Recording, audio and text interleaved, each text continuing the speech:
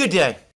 Today is Wednesday, 1st April 2026, and before I proceed with this program, let me remind you again to tick the like button and check your subscription to this channel if once you've watched this program you like what you've heard and you wish to indicate that fact. Well, just as I said at the start of my program yesterday, so today the last 24 hours have witnessed a further blizzard of comments from the President of the United States, Donald Trump, even as the conflict with Iran, between the United States, Israel and Iran, continues ongoing. The President, shortly before I started making this program, said that he is now giving active thought to pulling the United States out of NATO. He's spoken of NATO in scathing terms. He said that the United States came to NATO's rescue over the conflict in Ukraine, even though that was not the United States' battle. Something which, by the way, European leaders, in my opinion, persuaded first by George W. Bush in 2008 to make a decision at the Bucharest summit to put Ukraine on the pathway to NATO membership, and then again persuaded by Joe Biden in 2021 and 2022 to agree a massive package of economic sanctions against Russia and to support the very hard line that the Biden administration was taking before the start of the conflict in February 2022. Anyway, European leaders who remember all of those things might be surprised to hear that Ukraine was not America's war, but never mind. Anyway, Trump says that despite the fact that this is not America's war, Ukraine was not America's war, that it is being fought far away from the United States on the European continent. Well, the United States nonetheless was there for NATO, was there for the Europeans. It gave Ukraine unstinting support. It gave NATO unstinting support in this conflict. And, well, look at what the Europeans have done in return, what NATO has done in return, when the United States finds itself in a conflict with Iran, which, by the way, according to my reading of the map, is actually further away from the United States than Ukraine is, but never mind. Anyway, when the United States finds itself in conflict with Iran, well, where is NATO? Why aren't NATO rushing to the help of the United States? And President Trump goes on to say that NATO, well, he's called it previously a paper tiger. He said similar things about it again. He says that without the United States, NATO is nothing. He's basically right about that, by the way. And he says that he knows that, the Americans know that, Putin and the Russians know it too. Which, again, by the way, about that, he's basically right. Certainly in military terms, though the realities are much more complex than President Trump imagines, at least on the Russian side. I've said many times, and I'm going to repeat very briefly again, that I don't think it has ever been Russian policy at any time since the end of the Second World War to force the United States out of Europe. I believe that for all of the problems for Russia that the presence of the United States in Europe causes, the Russians, on balance, would still have the Americans there, then have the Americans go and leave the Germans in particular, and perhaps other European countries, to come to all sorts of conclusions and to take all sorts of actions, potentially against Russia, by themselves without the Americans basically to exercise some control over them. But anyway, this is a massive topic which I'm not going to discuss in this program. So anyway, that's what Trump had to say about NATO today. He said that the question of whether the United States should leave NATO is not even up for reconsideration, which would imply that the decision has already been made. I don't believe that any such decision has been made. These comments about NATO are dominating all the headlines in Europe, but I don't think anybody takes them seriously. Certainly I don't. I do not believe that the Trump-led United States is going to quit NATO anytime soon. And besides, I don't think it is entirely or exclusively in Donald Trump's hands whether the United States does leave NATO or not. I think the entire political and security elite in the United States would oppose him on such a decision, and I don't think Donald Trump has the political authority to force it through. Just say. But anyway, that is one thing, one set of things that Donald Trump has been saying. On NATO, by the way, it's highly likely anyway that he will be saying something completely different in a few months' time. But anyway, let's not dwell more on this, frankly, performative issue, performative at least on Trump's side. So he's annoyed about NATO. He says that the United States should leave NATO. He also says that the war with Iran will be over in 2 or 3 weeks' time. And to my astonishment, this had an immediate effect on the markets. The stock market in the United States rose, oil prices fell, people took these words of Donald Trump seriously. I have been speaking about a credibility gap emerging. I've discussed in very recent programs how it seemed to me that President Trump's credibility was already beginning to fray in the markets.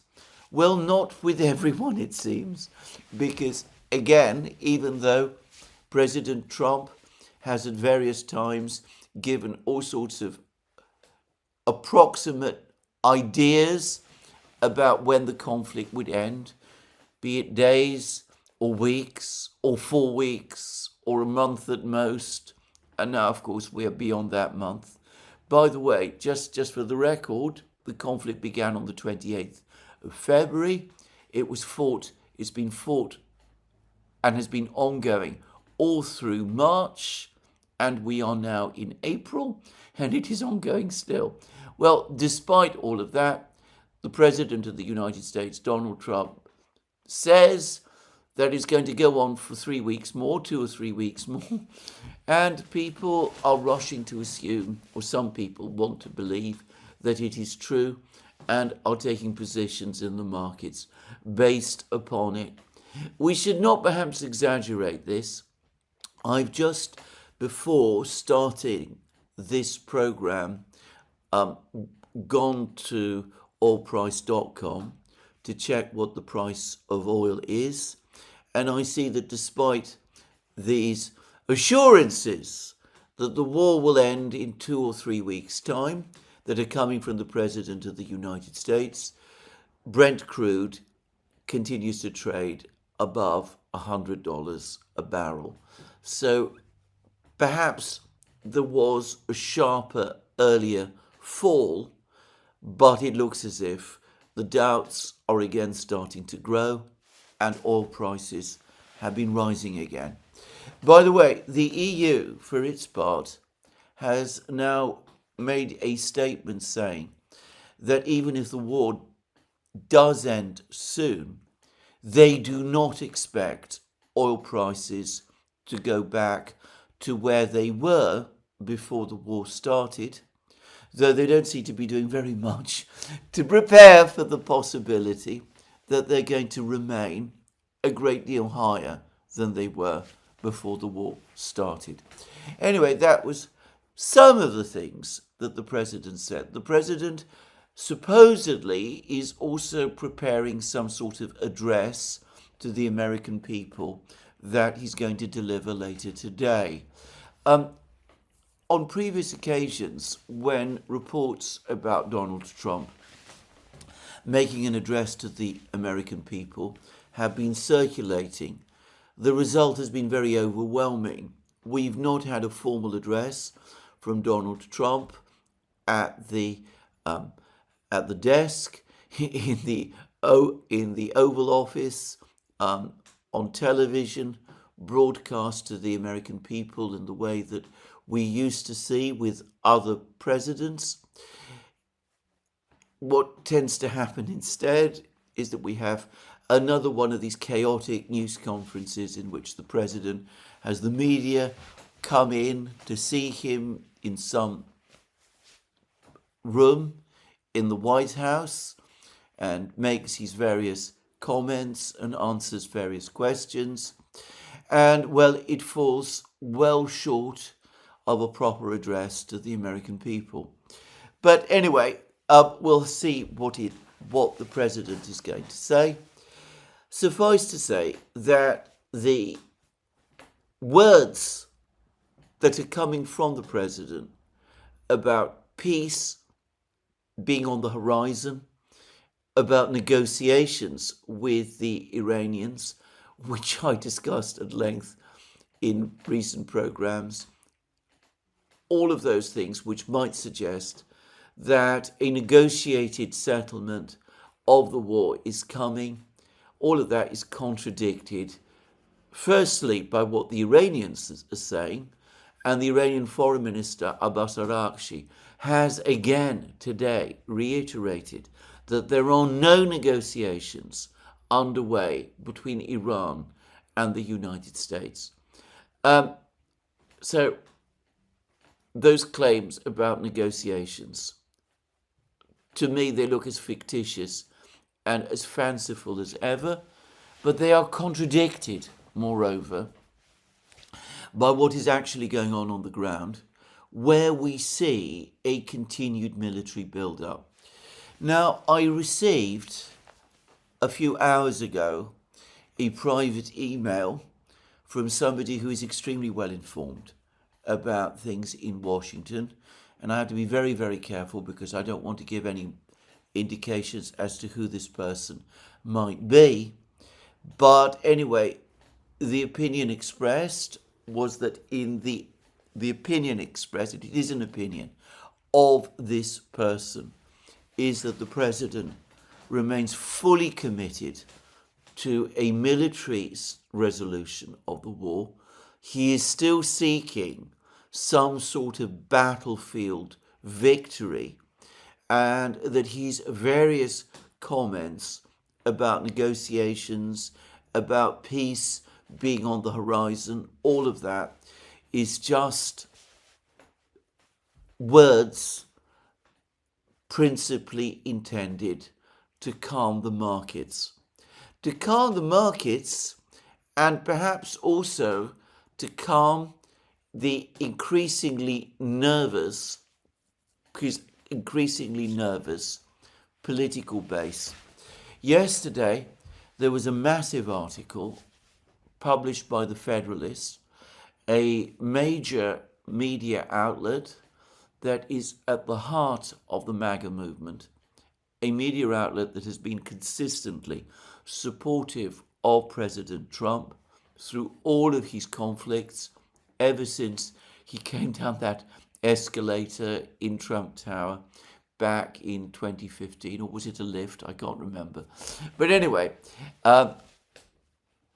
in this massive article written by one of the Federalist's editors, the Federalist makes perfectly clear its deep skepticism about the war, its doubts about the various reasons that have been given for it, its dissatisfaction with the conduct of the war, which it clearly doesn't feel has been thought through properly, and it seizes on the various comments that Trump himself made, or rather which have been circulating based on things Trump is supposed to have said about Trump basically walking away from the conflict, calling it all off, even as the Strait of Hormuz remains closed,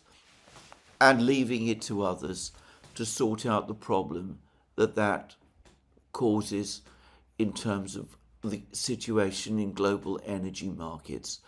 And the Federalist basically seizes on that and advocates strongly that is indeed what Donald Trump and the United States should do. They argue that to do otherwise will jeopardize the entire program of Donald Trump's presidency, very much, I suppose, as happened with Lyndon Johnson in the 1960s, whose Great Society program was overwhelmed by the war in Vietnam. Professor Mearsheimer, by the way, has just recently made that very point, and you can find his discussion about it on his Substack blog. Anyway,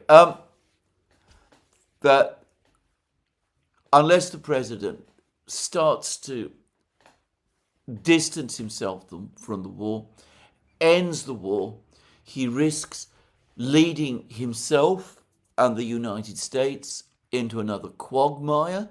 That is the view of the Federalist, and that he should pull out. And of course, a certain amount of political damage has been done, and a certain amount of economic damage has been done. But pressing on will only guarantee that damage becomes greater. One can sense deep unease and a certain amount of anger on the part of the Federalist that the United States has been led into this war so contrary to the foreign policy that Donald Trump gave everyone the impression he would follow during the election in 2024, which he won, and through which, with the backing of the Federalist and the MAGA movement, he became once again President of the United States. And I don't know how many people read the Federalist. It's, by MAGA standards, a fairly intellectual news site. I doubt that many people who voted Donald Trump, a large proportion of them, read the Federalist on a regular basis. But I have consistently found the Federalist to be an accurate bellwether of what Donald Trump's electoral base is thinking. Now, I am perfectly well aware that there have been all sorts of opinion polls circulating which imply that the MAGA electoral base Republicans who voted for Trump in 2024 overwhelmingly support him over the war against Iran. I am deeply skeptical of these opinion polls. I suspect what is happening is that they're simply taking samples from voters who say that they continue to support Donald Trump and who are then asked whether they support him over the war, and who perhaps unsurprisingly then say they do. In other words, they're not tracking voters who supported Donald Trump, MAGA voters who supported Donald Trump in 2024, and are not supporting him any longer, perhaps in part because of the war. But I also remember a comment that was made by the US Attorney Robert Barnes in a live stream that we did with him shortly after the current conflict began, in which Robert Barnes, who has, as far as I'm concerned, the best granular understanding of American politics of anyone that I know, anyway, Robert Barnes warned that all sorts of fake opinion polls would be appearing over the next few weeks, that the polling agencies have been placed under intense pressure by the administration and its backers to produce the right results, and I suspect that overall is what we are seeing. I find the claim that the president is getting overwhelming support from his base for the war entirely incompatible with other opinion polls which show a majority, a significant majority of the American people opposing this war. Just saying. But anyway, it seems to me that entirely consistent and entirely believable that the president saying all of these things, that the war is going to be over very soon, that negotiations with the Iranians are going well, that all of the American objectives are about to be achieved, that victory is in sight, that victory is around the corner, that victory has already been achieved. It's just that there's a few people in Tehran who haven't got the message about it. Anyway, I suspect that all of these words are certainly, indeed, mostly about trying to reassure the markets and to keep the markets on side, in which, as I said, to my amazement, the president continues to have some success. But they are also intended to calm his base, which, as that long article in the Federalist showed, is far more uneasy about the war than some of these opinion polls that have been circulating might suggest. The reality, as I said, is of a continued US military build-up. Now, the number of forces, the number of ground forces that are being deployed, given the size of Iran, remains relatively small. And, well, I've seen various figures floating around, but let us say around 20,000, with perhaps an upper limit of 30,000, though I certainly believe the true number is closer to 20,000 than 30,000.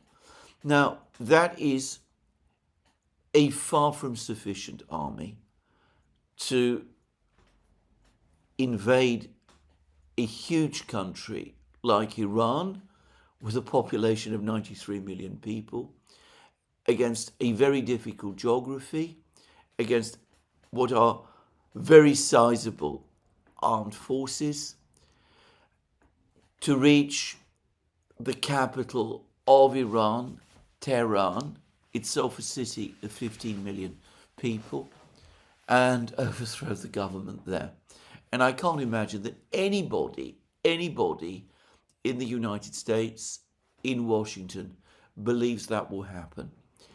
What we're getting instead are all sorts of rumors and speculations about far less ambitious operations that the United States might think of carrying out. Operations inside Iran itself, operations to seize Iran's enriched uranium stockpile wherever it is located, operations to seize Harg Island, operations to seize the islands in the Strait of Hormuz, some of which are claimed by the UAE. Well, I've been privileged again to receive another lengthy email looking at this whole operation from someone, and again, I had to be very careful not to give indications as to who this person might be, but someone who is a very, very experienced and thoughtful student of these matters. That's, in fact, to understate the level of his qualifications in this kind of thing.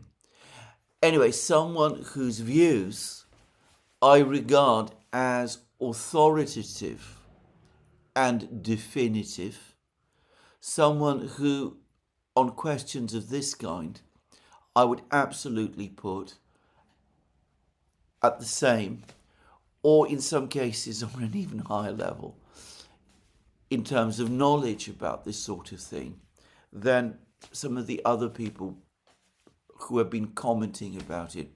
People like Douglas McGregor, Daniel Davis, Jim Webb, who I would put as high as anyone, by the way, who we were privileged to interview on this very topic in part on Monday, and, well, others like that. And this person has gone through and discussed all of these various operations to capture these various islands. And he's made a number of very interesting points.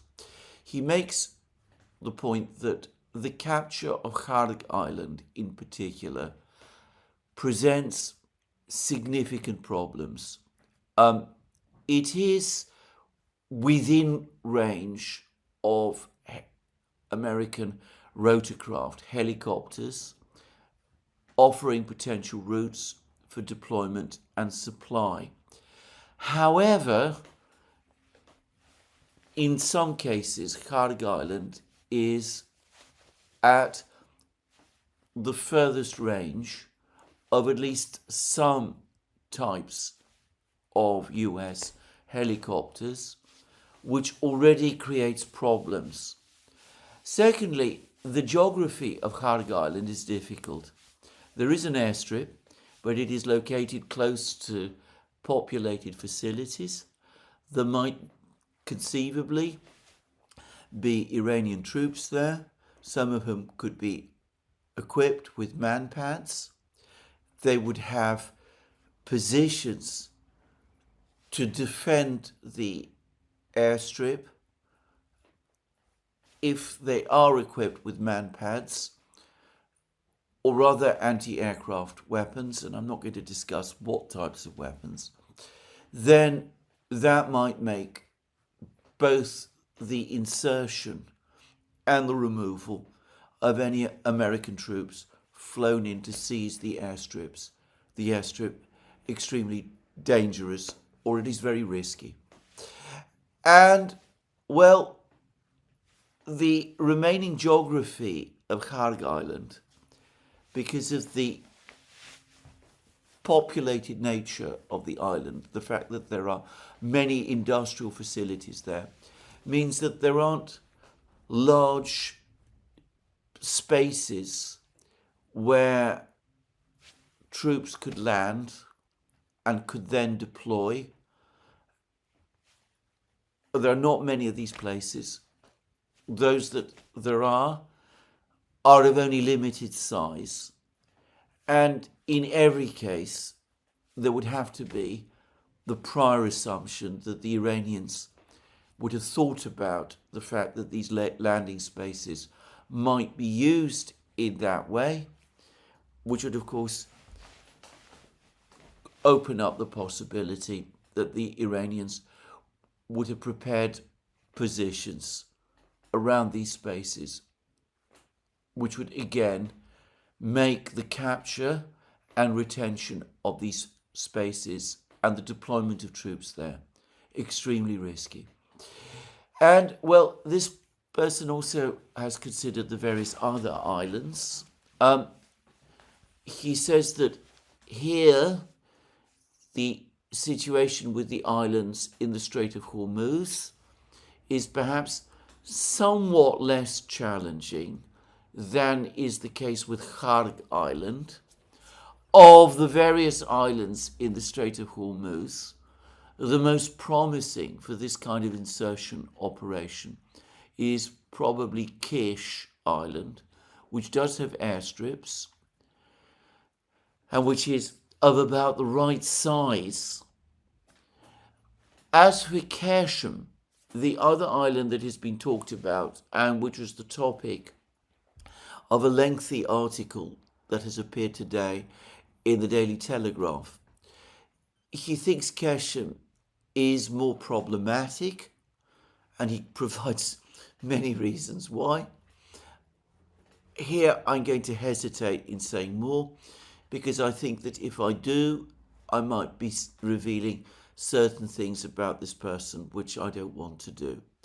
But anyway, he seems to think that Keshem is more of a challenge than Kish amongst these islands, but always in relation to all of these islands, including Kharg Island, he comes back to the underlying problem that yes, despite the risks, despite the probability of casualties, in fact the certainty of casualties, and those casualties might be high, the US military could capture these islands.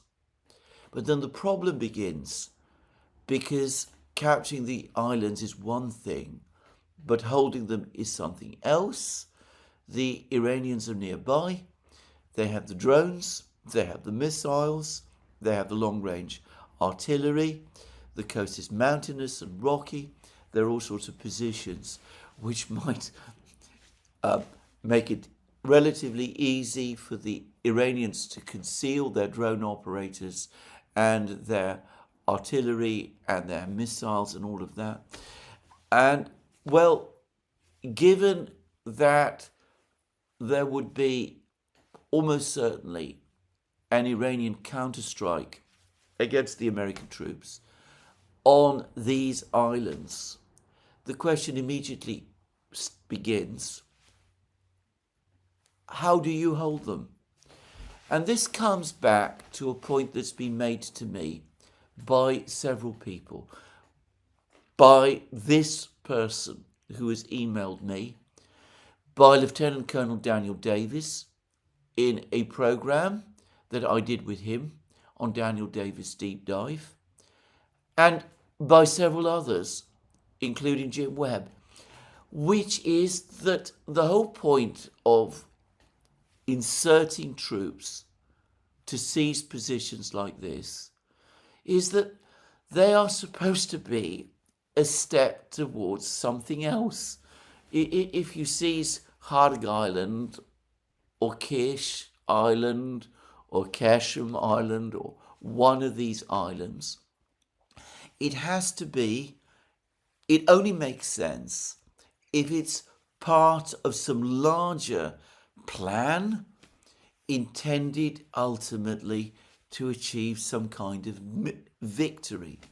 Seizing an island, staying there, and exposing yourself to attack from the Iranians, from missile strikes, drone strikes, artillery shelling, is to land your troops, well, let's not say into a trap, but into an incredibly difficult situation in which, instead of those troops being used effectively in some kind of offensive capacity, the whole object becomes to defend them.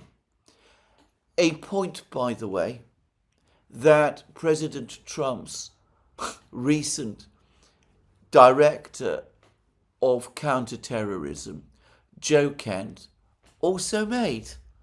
You'd just be providing, in Joe Kent's very vivid language, hostages in terms of these American troops. You'd be providing hostages for the Iranians to hold. And at the very least, as has been pointed out in various articles, but one in particular in the Financial Times, you would be putting American soldiers in a line of fire where the rest of the US military, the aircraft, the missiles, the warships, instead of conducting offensive operations inside Iran itself, would have to be reassigned in order to try to protect and conceivably eventually extract them. So at a military level, unless all of these people are missing something, unless I am missing something, unless Professor Mearsheimer, who spoke about a kamikaze mission, is missing something, and again to say, Professor Mearsheimer has deep knowledge of military affairs, as I happen to know, then it's difficult to understand the logic of any of this. But all of the indications are, and this is what this other email correspondent told me, that this is the direction which the president continues to want to take. And if you want to get a sense about the nature of the military build-up, then again, the best place to go is Larry Johnson's invaluable blog, or site perhaps I should call it, Sona 21. He talks about the increasingly large-scale deployment of ground attack aircraft by the United States in this region. Roughly 20 A-10 ground attack aircraft. These are large subsonic aircraft, by the way. They are devastating, as I remember from the 1991 Gulf War, if used effectively. But I have to say, they do seem to me to be at very high risk if operated against an enemy who both has effective intelligence and knows where they are and has an air defense capability, just to say. But anyway, around 20 A-10 aircraft are being deployed to the region. There's also a sizable, though the exact number is uncertain, deployment of Apache helicopter gunships. It seems all sorts of other helicopters are being deployed to the area as well.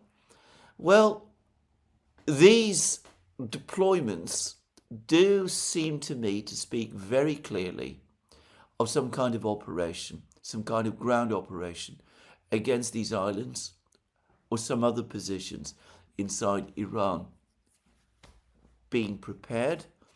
And again, I do wonder whether this has been thought through. The operations against the islands look to me extraordinarily difficult.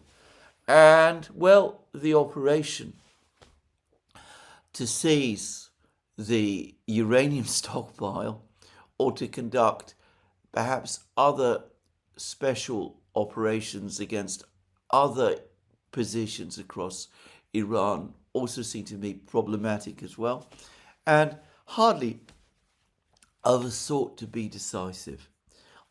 Again, I don't clearly understand. I just don't see what all of this could do. And the risks seem to me completely out of proportion to any achievable result. Now, there is a further point. Well, there are two further points. If we're talking about the stockpile, then we're talking about material that I would have thought would be very, very difficult to extract. I've already discussed this in previous programs. But for the first and only time, I also find myself in agreement with one of the Daily Telegraph's galaxy of British military officers with whom I mostly find myself in disagreement about practically everything. But anyway, this particular British military officer, Colonel Hamish de Breton Gordon, who I have consistently disagreed with and whom I have consistently found wrong, has finally said something which makes complete sense to me, that it makes especially little sense to conduct special operations or plan special operations against an adversary like Iran, as we are told the United States is doing, and then telegraph the fact weeks in advance by discussing and speculating and hinting about it so that it is all over the American and Western media. The Iranians do read the media, and their friends in Moscow and Beijing certainly do. And I cannot imagine that there is any senior official within the IRGC in Tehran or within the Iranian staff who do not by now know that the United States is preparing or planning or thinking about or is about to do some kind of operation of this kind. And the Iranians, who show themselves to be capable of preparing and thinking things out carefully in advance, are surely likely, in the face of all of this, to make their own preparations to counter all of these moves. And, well, that must make these operations even more difficult than on the face they already seem to be. So, anyway, there it is. I don't myself believe that we are looking at any kind of negotiation to end this conflict. I don't see any sign of such a negotiation. The rhetoric that's coming from Donald Trump is not actually consistent with an actual negotiation really going on. If the United States was serious about finding some way of ending this war, they would be going about it in a very different way.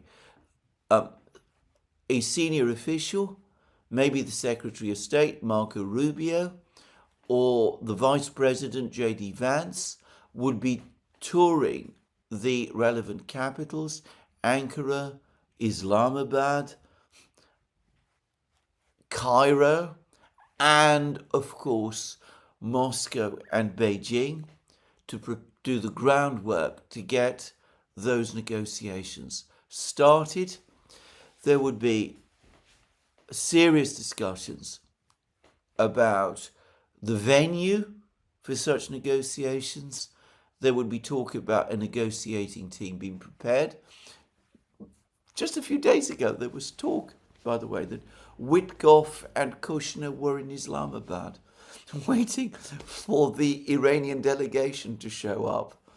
Notice how that story has just quietly been allowed to disappear. I don't know what these two gentlemen are up to anymore. Hopefully, they've returned to New York real estate. Just saying. But anyway, there are none of the things taking place that would lead me to think that a negotiation was seriously in the course of preparation. I've never seen anything like that being done in any really organized way at any time since the President of the United States was inaugurated back in January of last year. Just saying. But in the middle of a war, after the collapse of trust between the United States and Iran, one would expect something a little bit more organized. But as I said, nothing like that is happening. Given the absence of negotiations and given the political impossibility of the United States doing what President Trump was talking about, which I discussed yesterday, and which the Federalist is now urging him to do, which is to walk away. I don't think it is possible for the president to walk away, for the United States to simply walk away from a situation where Iran would not only be seen as the victor, but as the victor in control of the Strait of Hormuz and controlling shipping passing through it. It seems to me that everything instead points towards the United States looking for a military solution, or to be more precise, the President of the United States looking for a military solution. And, well, I cannot myself see what that military solution is, just saying. And if it is being prepared, then it is being prepared in the most eccentric, unconventional way, which, to the best of my own understanding, violates all the rules about how things of this kind are supposed to be done. As to that last point, Jim Webb made exactly the same point over the course of the programme we did with him on Monday. He made the point, and he's absolutely right. I know enough about American military history to say that this is so, that the military operation that the United States has been conducting up to now against Iran violates all of the principles around which the United States conducts military operations, which is to prepare them painstakingly in advance. If you doubt that, look to the 1991 Gulf War. Look further still, go back further still to the 1944 D-Day landing. Look further back still to the kind of operations that General Grant used to conduct during the American Civil War. I am not an American military historian. I'm not any kind of military historian. But the pattern, and I've heard this said to me by people who have served in the British military, is that the Americans never like to leave things by chance, certainly when starting a military operation. And here we see this random, chaotic deployment of forces and talk of deployment of forces. And I really do wonder what the people on the Joint Chiefs of Staff are making of all of this, and whether they're remonstrating about it to the President, and if not, why not? Anyway, that's all I'm going to say about the situation in the war today. There have been many more strikes. In fact, the Iranians say that there's been an intensification of strikes on their country and that they're intensifying strikes of their own. The Iranians are talking up an article which they say has been published by the American Enterprise Institute, which also talks about the rapid depletion of American inventories of pretty much every type of strike weapon. I checked the website of the American Enterprise Institute. I didn't find any such article there myself, but it's possible that I missed it. But there's been many claims to that effect. I would add that we've had something like, well, around between 800 and 900 Tomahawk missiles launched at Iran over the course of the last month. It seems like an age now, but in fact it was just a few months when there was all sorts of talk about the United States delivering Tomahawk missiles to Ukraine.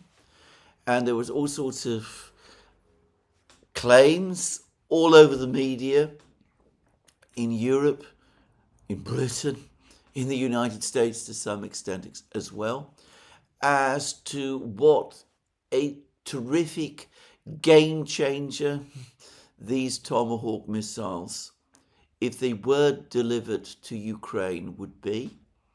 Well, I would suggest that we can now again get a sense of reality about this American weapon as about so many others. 800 Tomahawk missiles has not knocked Iran out of the war or prevented Iran from conducting offensive military operations of its own or of targeting US stealth fighter jets over its territory. Clearly, 800 Tomahawk missiles would not have changed decisively the nature of the conflict in Ukraine. All the talk, all the propaganda, all the pressure and the agitation, all the demands from Zelensky and the Ukrainians to be supplied with these weapons. Well, we can now see how fatuous in military terms that would have been. It would have been disastrous, of course, in political terms. But in military terms, even if the Russians had not responded aggressively against these missiles, we can now see that they would have made no difference.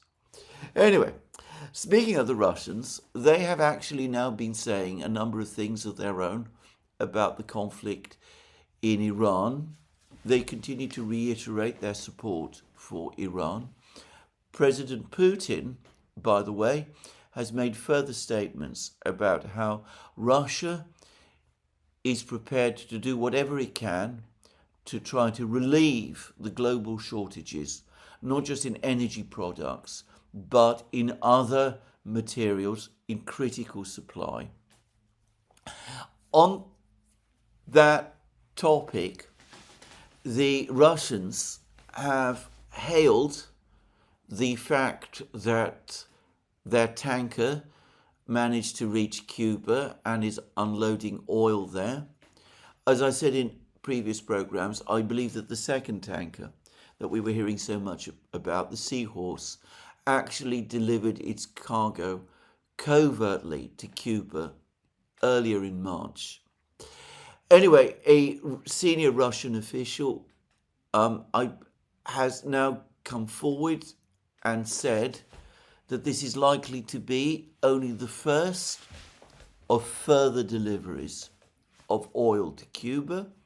He reiterated that the Russians would not abandon their Cuban ally, just as they have never abandoned Cuba at any time since the friendship between their two countries began in the early 1960s. By the way, he's overstating things. In the 1990s, the Russians did, of course, cut significantly their backing for Cuba. But anyway, the Russians still seem to be keen to continue to support and supply Cuba. And, well, this Russian official who spoke in this way said that the delivery of the oil cargo to Cuba was a victory for common sense. Anyway, that's what he said. So it looks as if Cuba is indeed being offered by the Russians a further lifeline in terms of energy support. But anyway, about the conflict in Iran, the Russians have also been speaking further. The Russian ambassador to Iran has now come forward and has said that the supreme leader of Iran, Ayatollah Moshtaba Khamenei, is indeed in Iran and is leading the struggle from there. He didn't, as far as I can see, deny that Muqtada Khamenei might have been in Moscow for medical treatment earlier in the conflict, as reported by the Kuwaiti media. But he is saying that Muqtada Khamenei is in Iran now. So, if he ever was receiving treatment in Russia, well, presumably that's been successful, and he is now back in Iran. And by the way, he has been fairly active. Hardly a day passes now when a statement from Muqtada Khamenei is not being read out over the Iranian media. Of course, there will be those who say that these are not really penned by him. I don't see why there's any reason to suppose that they are not. As far as I'm concerned, they appear to be by him, and I'm not going to assume otherwise. Anyway, another Russian official, Deputy Foreign Minister Alexander Rudenko, who is attending some kind of conference in Colombo in Sri Lanka, was specifically asked, is Russia providing intelligence assistance to Iran? He said, no, we're not doing that, unlike the Americans, who are providing intelligence assistance to Ukraine.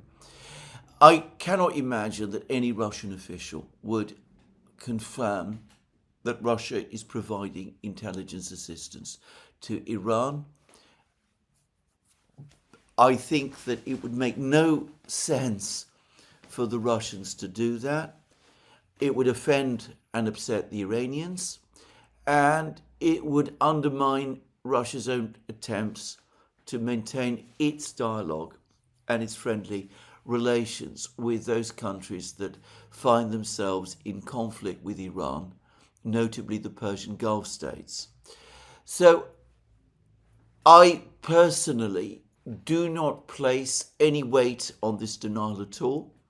I think if the Russians wanted to put the question of their supply of intelligence to Iran beyond doubt, we would have a categorical statement to that effect from the foreign ministry in Moscow, not this kind of denial made in a conference in Sri Lanka. But it would be improper of me not to report the fact that that denial has been given. For the record, I don't believe it.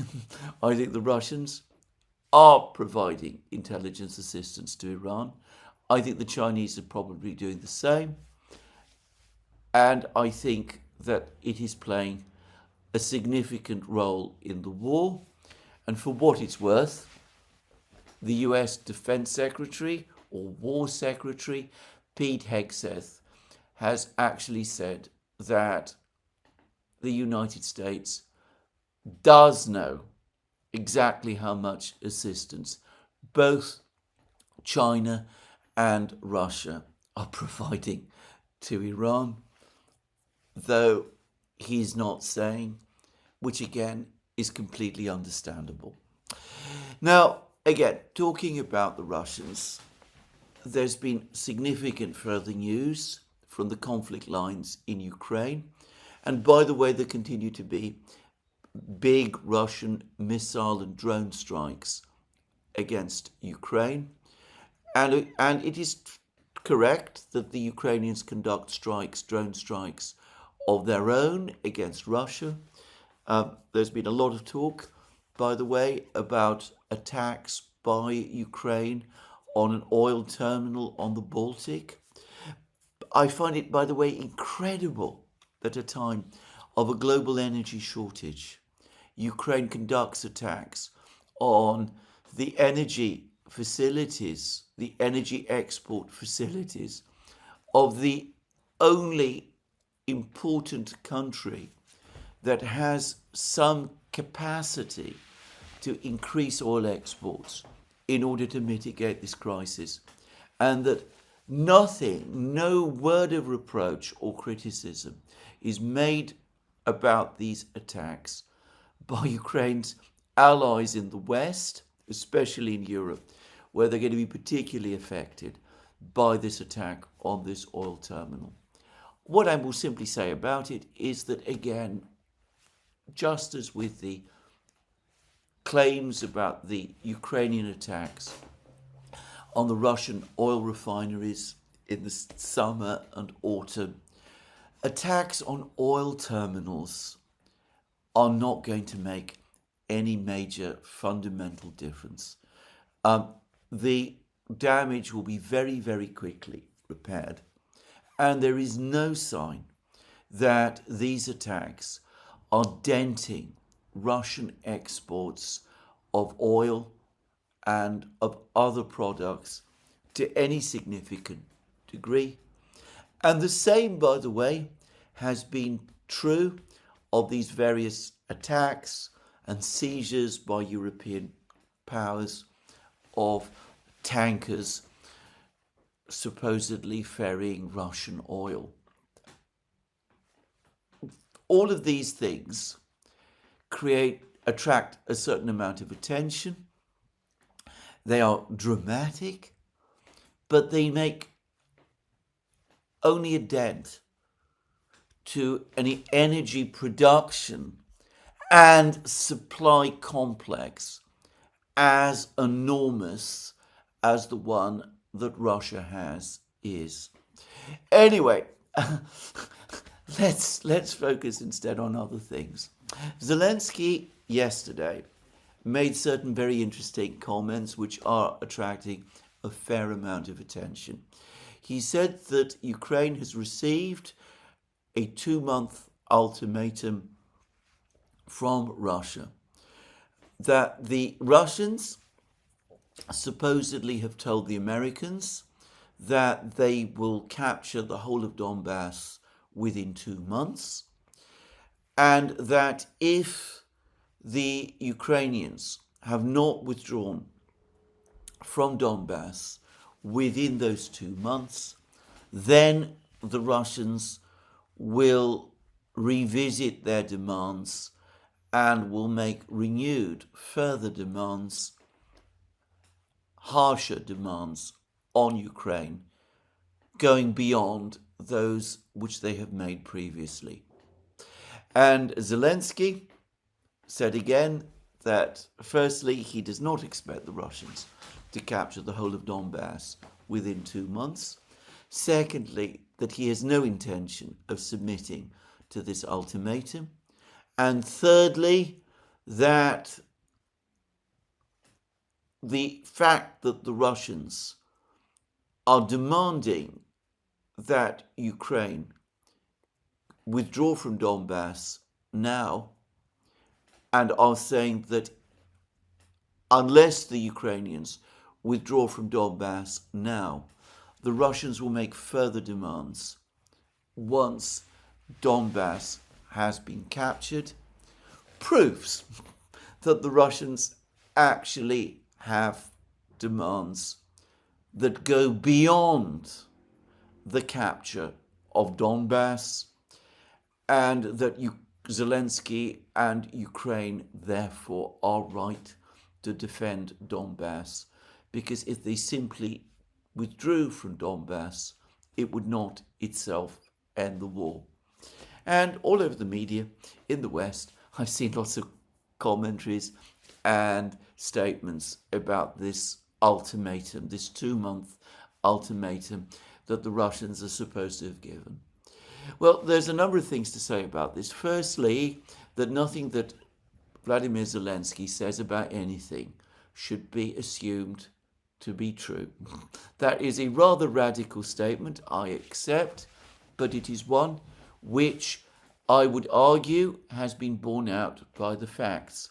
It is only a few days since Marco Rubio, the US Secretary of State, who is, by the way, amongst the officials within the US government, one of those who has been reported to be more sympathetic to Ukraine, straightforwardly called Zelensky a liar and said that it was not true, as Zelensky endlessly says, that the United States has promised to give Ukraine a security guarantee if Ukraine withdraws from Donbas. The United States has never made that promise. The United States has only promised to look at the question of security guarantees after the war itself has ended. Well, of course, Zelensky comes back. He says he's not a liar. He says that he's telling the truth, that the Americans really are saying that they will give a security guarantee to Ukraine if it withdraws from Donbas. He is in effect, and in other words, basically calling Marco Rubio a liar. Just saying. It's amazing again that nobody picks him up on it. Anyway, the Russians have responded to what Zelensky has been saying about this so-called 2-month ultimatum. And the responses come from Peskov. And Peskov says that Russia demands that Ukraine withdraw from Donbas, not in 2 months' time, but now. In fact, Russia demanded that Ukraine withdraw from Donbas not now, but yesterday and the day before yesterday. In fact, going all the way back to February 2022, when the special military operation began. That what Zelensky says, therefore, is basically nonsense. And yes, of course, the Russians have further demands that go beyond the liberation, as Peskov would say, of Donbas, and there's never been any secret about it. Here is what I think has happened. I think that there has been some sort of message communicated by the Russians to the Americans.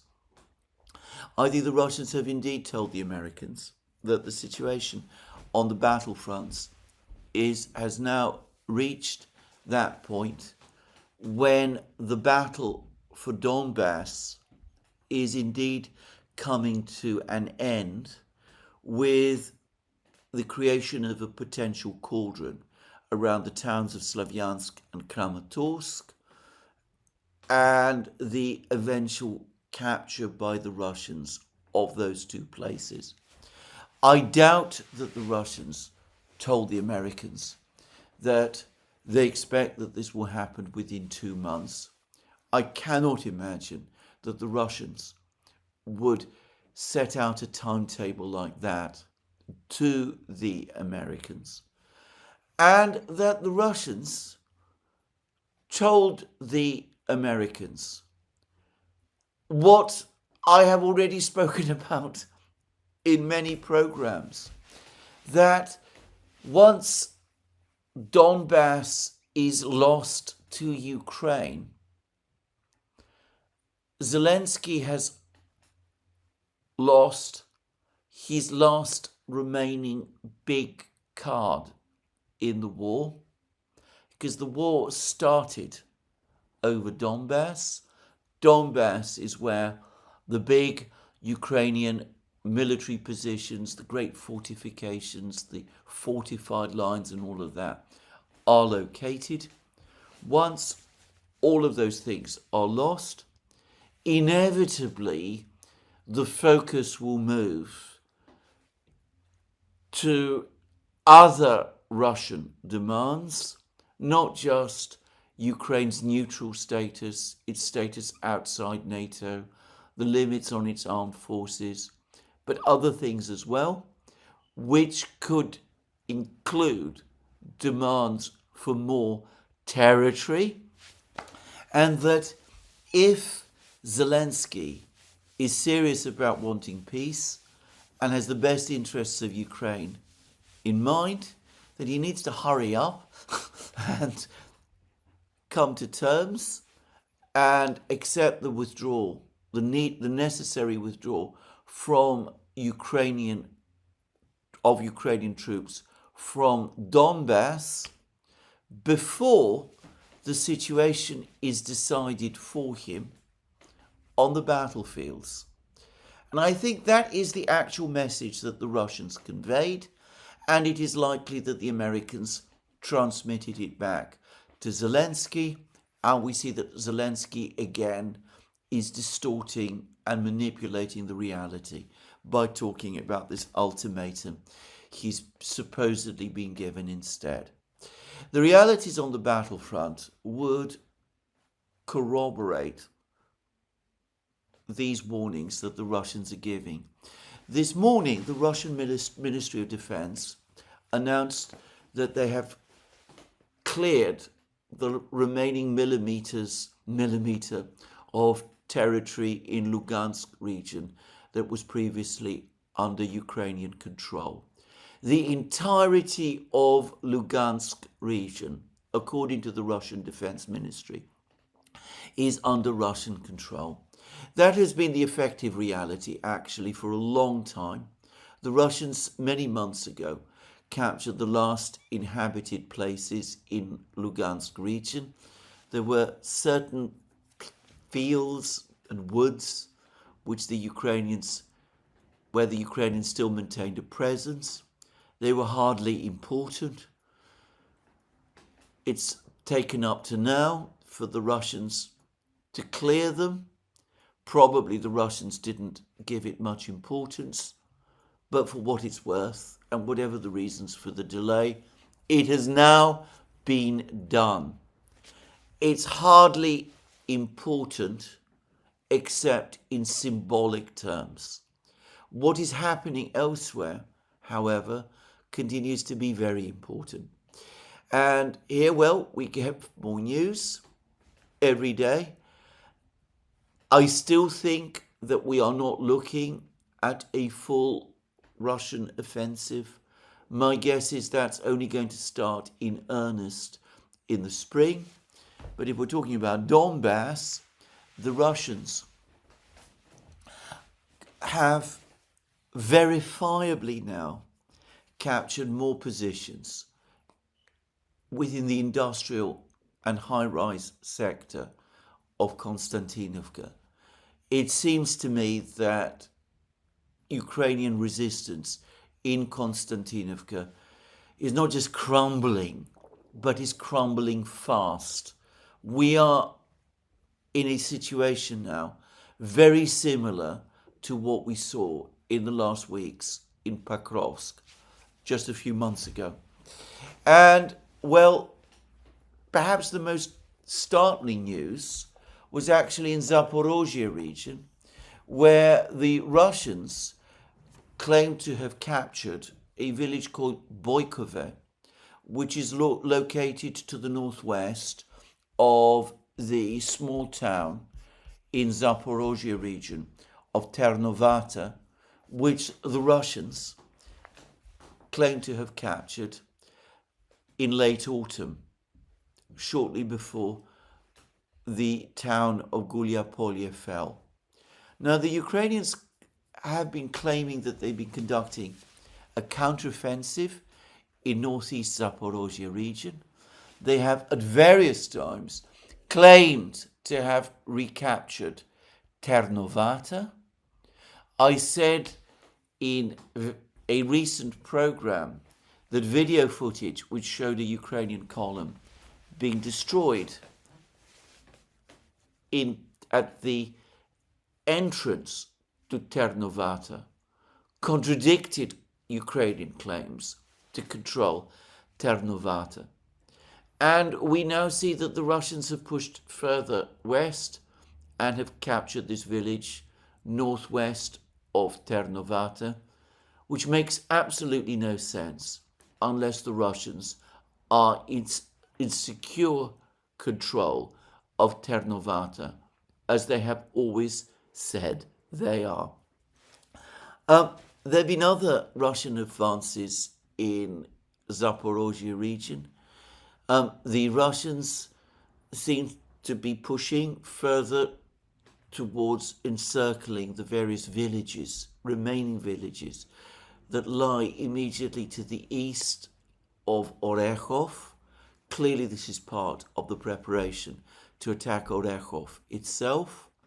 Again, how would that be possible if there is a successful Ukrainian offensive in Zaporozhye, as the Ukrainians are leading everybody, or have been telling everybody is the case for the last few months?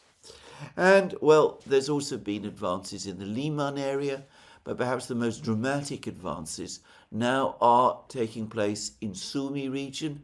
Not a day passes without some place in Sumy region coming under Russian control.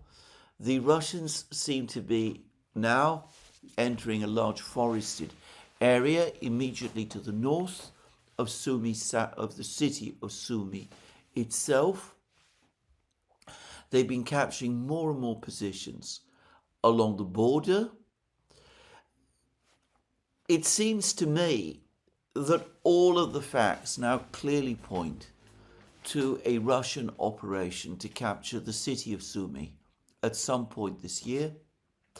And as was pointed out on a program we did with him on the Duran by Stanislav Kaprivnik, the capture of the city of Sumy opens the way to the capture of the far more important and far larger city of Kharkiv, the second biggest city in Ukraine after Kiev itself, because the supplies to Kharkiv come principally through Sumy. The capture of the city of Sumy and the potential capture, eventual capture of Kharkiv do something else also, by the way. They open the way for a future Russian advance towards Kiev itself. But I doubt that that is immediately in Russian plans. The Russians are saying, they've again repeated today, the Russian Foreign Ministry has again repeated today, that they have the initiative on every part of the front lines. Certainly, once Konstantinovka falls, and the Russians are now steadily expanding the area that they control to the west of Konstantinovka as well, edging towards the town of Dobropolye as well. Once Konstantinovka falls, the situation for the Ukrainians in Donbas, the remaining Ukrainian troops in Donbas, trying to hold out in Slavyansk and Kramatorsk, will become critical. Logically, Zelensky and his military officials already ought to be considering a withdrawal from these two cities. This insistence that they stay there simply because the Russians demand that they leave has a quality of bloody-mindedness about it, which is going to, well, lead to another disaster for Ukraine in this war. But there it is. Nothing that Zelensky does, nothing that happens rather on the battlefields, ever seems to change Zelensky's approach to this war. I have to say something else too. Nothing that happens either in Kiev or on the battlefronts ever seems sufficient to undermine Zelensky's control of the political system in Kiev itself. There's been a whole succession of defeats in eastern Ukraine. Important towns have been lost. In the summer, we had the crisis, the corruption crisis with the golden toilets and all of that. Zelensky had to drop his seemingly all-powerful chief of staff, Andrei Yermak, though the word is that he's still in Kiev, still offering Zelensky advice. He had to agree to Kirill Budanov becoming his chief of staff. But all of the indications are that he still remains, despite all of that, firmly in control. There is never enough momentum to push him out. I think that suits the hardliners in Moscow perfectly. From their point of view, Zelensky is the gift that gives on giving. He keeps Ukraine in the war, allowing the Russians to pursue a military solution rather than have to consider seriously a diplomatic one. For Ukrainians, his retention of his position as president is in effect a disaster, but there doesn't seem to be any, as I said, strong move to remove him. For the Americans, who clearly have come to dislike and mistrust him, it is a problem, but one they don't seem to be willing to do anything about. And as for the Europeans, well, the dominant opinion